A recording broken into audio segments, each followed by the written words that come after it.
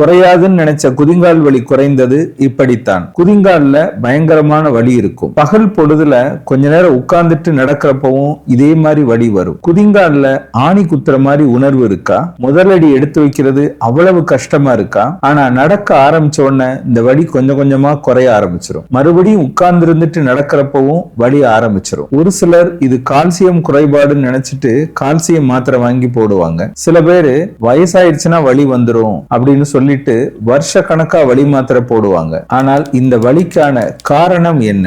இதுக்கும் சர்க்கரைக்கும் என்ன தொடர்பு? அதற்கான தீர்வு என்ன? இதைத்தான் இந்த வீடியோல நான் பேச போறேன். அதனால இந்த வீடியோவை ஸ்கிப் பண்ணாம பாருங்க, சப்ஸ்கிரைப் பண்ணி பாருங்க, Facebookல பாக்குறவங்க ஃபாலோ பண்ணி பாருங்க. நான் டாக்டர் மணிவண்ணன், ஸ்ரீ பார்வதி சர்க்கரை நோய் மருத்துவமனை, காரைக்குடி. நம்ம சேனல்ல இருக்கிற ஜாயின் பட்டனை அழுத்தி பங்களிப்பு செய்த அனைவருக்கும் என் நெஞ்சார்ந்த நன்றி. சில மாதங்களுக்கு முன்னாடி ஒரு 55 வயசு அம்மா என்கிட்ட வைத்தியம் பார்க்க வந்தாங்க. அவங்களுக்கு சர்க்கரை நோய் இருந்தது. ஓபி ரூம்குள்ள வர்றப்பவே ரொம்ப கஷ்டப்பட்டு தான் நடந்து வந்தாங்க. அவங்கள பார்த்து முடிச்சுட்டு வெளியே போறப்பவும் கஷ்டப்பட்டு தான் நடந்து போனாங்க. அவங்களுடைய மிக முக்கியமான பிரச்சனை, காலையில எந்திரிச்சனா ஒரு அடி கூட என்னால எடுத்து வைக்க முடியல சார், அவ்வளவு வலி இருக்கு. ஆனா நேரம் ஆக ஆக வலி குறைய ஆரம்பிச்சிடும். அதே மாதிரி கொஞ்ச நேரம் உட்கார்ந்து இருந்துட்டு நடந்தாலும் இதே மாதிரி வலிக்குது. தொடர்ச்சியா நடக்க ஆரம்பிச்சிட்டா வலி இல்லாம போயிருது. இது 2 மாசமா இருக்கு சார். நானும் தொடர்ச்சியா வலி மாத்திரையெல்லாம் போட்டு பார்த்துட்டேன், ஆனா வலி குறையல சார் அப்படின்னு சொன்னாங்க. அவங்க காலுக்கு ஒரு எக்ஸ்ரே எடுத்தோம். அதுல என்ன பிரச்சனை அப்படிங்கறத கண்டுபிடிச்சோம். அவருக்கு நாங்க மாத்திரையெல்லாம் கொடுக்கல. அவங்க கால் அளவுக்கு ஏற்ப ஒரு செருப்பு வாங்கிக்கிற சொன்னோம். அந்த செருப்பு MCP செப்பல். பெரும்பாலும் அவங்க வீட்டுல தான் இருப்பாங்க. அதனால வீட்டுக்குள்ள இந்த செருப்பு அவசியம் போட்டுக்க சொன்னோம். வெளியில போறப்ப நீங்க சாதாரண செருப்பு போட்டுக்கலாம், அல்லது இதே மாதிரி இன்னொரு செருப்பு வாங்கி வச்சுக்கோங்க அப்படின்னு நாங்க சொன்னோம். 3 மாசம் கழிச்சு அவங்க வந்தாங்க.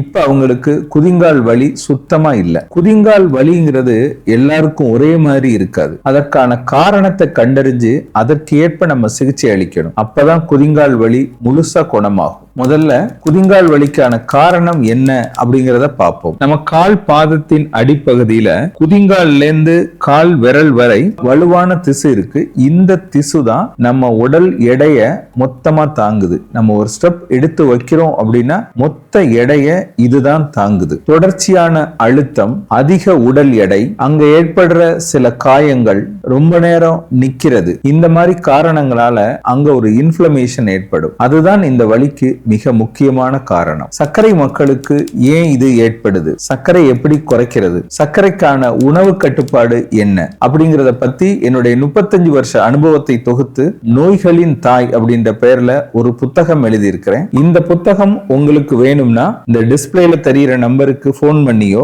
அல்லது புக் வேணும் அப்படின்னு ஒரு வாட்ஸ்அப் மெசேஜ் போட்டோ கொரியர் மூலம் இந்த புத்தகத்தை பெற்றுக்கொள்ளலாம். பொதுவா இந்த குதிங்கால் வலி யாருக்கு அதிகம் வரும்? அதிக உடல் எடை இருக்கிறவங்களுக்கு வரலாம். இந்த உடம்போட முழு வெயிட்டும் பாதத்துல அழுத்துறனால அவங்களுக்கு குதிங்கால் வலி வரலாம். நீண்ட நேரம் நிக்கிறவங்க, முக்கியமா ஆசிரியர்கள், கடை நடத்துறவங்க, முக்கியமா டீ கடையில இருக்கிறவங்க, தொழிற்சாலை ஊழியர்கள், பாதுகாப்பு பணியாளர்கள், டிராபிக் போலீஸ், நீண்ட நேரம் நின்னுகிட்டே சமைக்கிறவங்க, இவங்களுக்கு இந்த பிரச்சனை வரலாம். அடுத்த காரணம், அதிக நேரம் நடக்கிறவங்க, ஓடுறவங்களுக்கும் இந்த பிரச்சனைகள் வரலாம். அதிகமா வாக்கிங் அல்லது ஜாக்கிங் போறவங்க அதை பண்றதுக்கு முன்னாடி சில பயிற்சிகள் செய்யணும். எந்த பயிற்சியுமே இல்லாம அதிக தூரம் நடந்தாலும் ஓடினாலும் அவங்களுக்கும் குதிங்கால் வலி வரலாம். சர்க்கரை இருக்கிறவங்களுக்கும் குதிங்கால் வலி வரலாம். சர்க்கரைக்கும் இதுக்கும் என்ன தொடர்பு? சர்க்கரை இருக்கவங்களுக்கு பெரும்பாலும் உடல் எடை அதிகமா இருக்கும், உடற்பயிற்சி குறைவா இருக்கும். நீண்ட காலம் சர்க்கரை கட்டுப்பாட்டுல இல்ல அப்படின்னா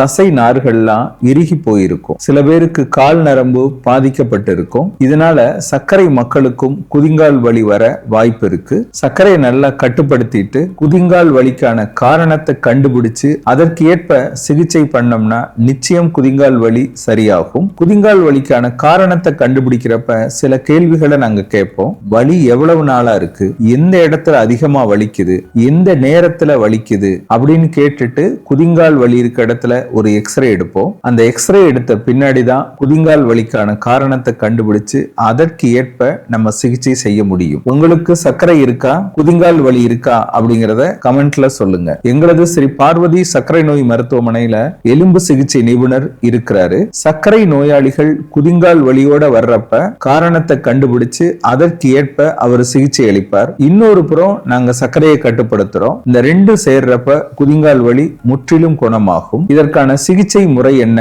அப்படிங்கறத பார்ப்போம். சிகிச்சை 1, உடம்பு எடைய கட்டாயம் குறைக்கணும். நீண்ட காலம் குதிங்கால் வலி இருக்கிறவங்க உடல் எடையை குறைச்ச பின்னாடி குதிங்கால் வலி இல்லாமலே போயிருக்கு. சிகிச்சை 2, கால் பாதத்துக்குன்னு சில பயிற்சிகள் செய்யணும். ஒவ்வொரு நாளும் செய்யணும். சில நிமிடங்கள் செஞ்சாலே போதும், உங்க குதிங்கால் வலி நல்லா குறையும். அந்த பயிற்சிகளை இந்த வீடியோல காட்டுறோம், நீங்களே பார்க்கலாம்.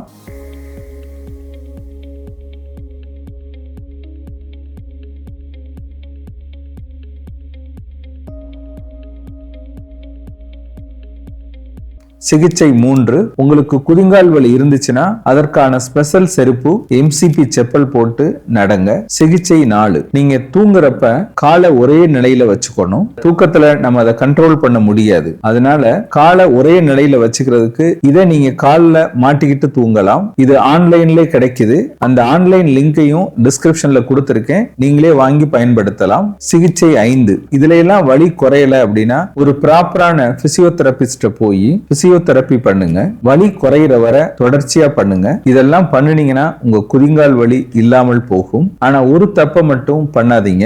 வலி குறையணும் அப்படிங்கிறதுக்காக மாச கணக்குல வருஷ கணக்குல வலி மாத்திரையை வாங்கி போட்டுறாதீங்க. இந்த மாதிரி வலி மாத்திரைகள் நீண்ட காலம் சாப்பிட்றப்ப அது கிட்னில பாதிப்பை ஏற்படுத்தலாம். உங்களுக்கு குதிங்கால் வலி இருந்தா அதற்கான காரணத்தை கண்டுபிடிச்சு அதற்கு ஏற்ப சிகிச்சை பண்ணுங்க. உடம்ப பார்த்துக்கோங்க. அக்கறை காட்டினால் சர்க்கரை மட்டுமல்ல, குதிங்கால் வலியும் குறையும். இந்த வீடியோ பதிவோட முதல் கமெண்ட்ல சர்க்கரையால் காலில் புண் வர 5 காரணங்கள் அப்படின்ற வீடியோவும் இருக்கு. அதையும் போய் பார்த்து தெரிஞ்சுக்கோங்க.